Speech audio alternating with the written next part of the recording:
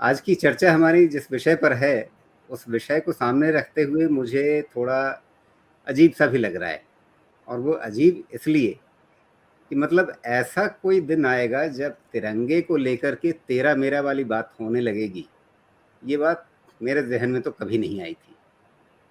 विक्रम राव साहब, पहले आपसे ही पूछता हूँ, क्या कभी आपकी नज़र में इतना लंबा आपका पत्रकारीय जीवन रहा है, कभी ऐसा आपको देखने को मिला कि तिरंगे को लेकर के कोई कार्यक्रम हुआ हो और उसमें हमारे देश के राजनीतिक दलों ने दलगत आधार पे कहा हो कि नहीं, हम फलां में कार्यक्रम में नहीं जाएँगे? नहीं राजीव भाई, मेरी याददाश्त पे तो ऐसा कभी नहीं, क्योंकि एक आम अवधारणा, एक आम सहमति सारे राजनीतिक दलों में है और होनी चाहिए कि कुछ बातों पर, कुछ विषयों पर मतभेद नहीं होता है। जैसे राष्ट्रीय सीमा हुई, जैसे सब संविधान हुआ, जैसे झंडा हुआ, जैसे कोई त्योहार होते हैं 15 अगस्त, 26 जनवरी, इन पे कोई मतभेद नहीं होता है। अब मैं बताऊं आपको, बांग्लादेश का युद्ध इंदिरा गांधी का युद्ध नहीं था, वो भारत का युद्ध था। अटल बिहारी वाजपेयी ने भी उसकी समर्थन किया था, हर आदमी आया था उसमें। तो कहीं तो हम लोग एक लकीर खींचे कि इसके नीचे हम नहीं फिसलेंगे। यहाँ तक फिसल गए, दुर्भाग्य है, इसके नीचे नहीं फिसलेंगे। और तिरंगा झंडा वही एक लकीर होनी चाहिए थी, इस पर अब मतभेद नहीं होगा। आज तो मुझे बहुत बुरा लगा, बहुत ही बुरा लगा राजीव भाई। लोग गाना गाते थे हम लोग स्कूल में, इसकी शान न जाने पाए चाहे जान भले ही जाए। आज शान भी जा रही है और जान भी जा रही है राजीव भाई। जी, थोड़ा-सा पृष्ठभूमि इस कार्यक्रम की यहाँ सामने रखना चाहूँगा और इसके लिए जो सरकारी प्रेस रिलीज़ है, उसी के हिस्से कुछ पढ़ कर के सुना देता हूँ। इसमें कहा गया है, उपराष्ट्रपति ने लाल किले से सांसदों की हर घर तिरंगा बाइक रैली को रवाना किया।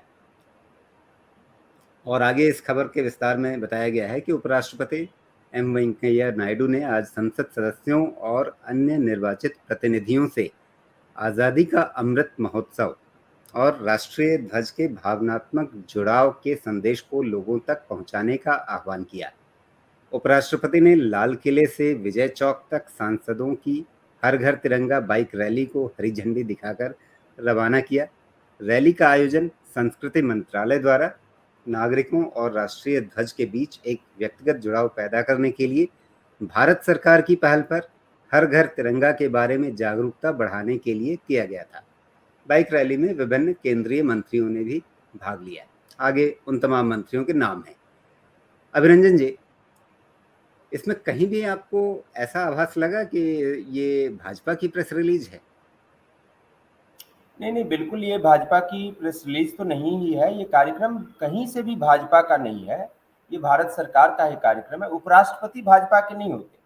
कम से कम दो पद ऐसे होते हैं, राष्ट्रपति और उपराष्ट्रपति, जो शीर्षस्थ मैं पदों की बात कर रहा हूँ, और भी बहुत सारे पद होते हैं, बट भारत के जो शीर्ष 3 पदों में से राष्ट्रपति, उपराष्ट्रपति और प्रधानमंत्री, इन 3 शीर्ष पदों में से 2 पद राष्ट्रपति और उपराष्ट्रपति ऐसे होते हैं जिस पद पर आसीन होने वाला व्यक्ति किसी भी पार्टी का सदस्य नहीं होता। पहले वह भले किसी पार्टी का रहा हो, उस पद पर किसी पार्टी का सदस्य रहते हुए वह आसीन नहीं हो सकता है। तो इस रैली को जो हरी झंडी दिखाई, वो उपराष्ट्रपति वेंकैया नायडू जी ने दिखाई, जो किसी भी पार्टी के सदस्य नहीं है। और भारत में जो एक हायरार्की है, वरीयता क्रम है, पदानुक्रम है, उसमें वो दूसरे नंबर पर राष्ट्रपति के बाद आते हैं।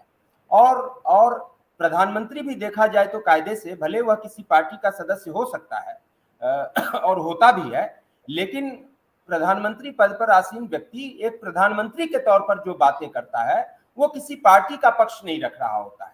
वह भारत सरकार का और भारत के प्रधानमंत्री के तौर पर पक्ष रख रहा होता है।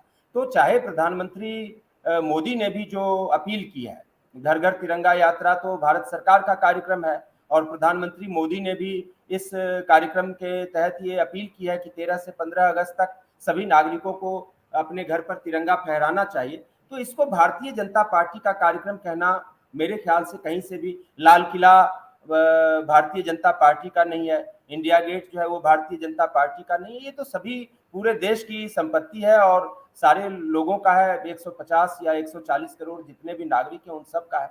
तो इस पर राजनीति तो देखिए नहीं होनी चाहिए थी। वैसे तो कांग्रेस ट्वीट करने में बड़ी माहिर है, लेकिन शायद उनके ऑफिशियल ट्विटर अकाउंट पर कुछ ज़्यादा मुझे नज़र नहीं आया इस बारे में। लेकिन मुख्य रूप से उनका, कांग्रेस का और तमाम दूसरे दलों का भी एक बहिष्कार वाला ही रुख रहा, क्योंकि विपक्षी दलों में से ये सांसदों की रैली थी, मतलब उनके लिए आयोजित कार्यक्रम था, सांसद और साथ में बाकी निर्वाचित प्रतिनिधि भी। लेकिन इसमें सिर्फ जो सत्ताधारी दल के सांसद थे वो नजर आए, केंद्रीय मंत्री नजर आए, जो विरोधी दलों के सांसद हैं, अन्य निर्वाचित प्रतिनिधि हैं, नजर नहीं आए।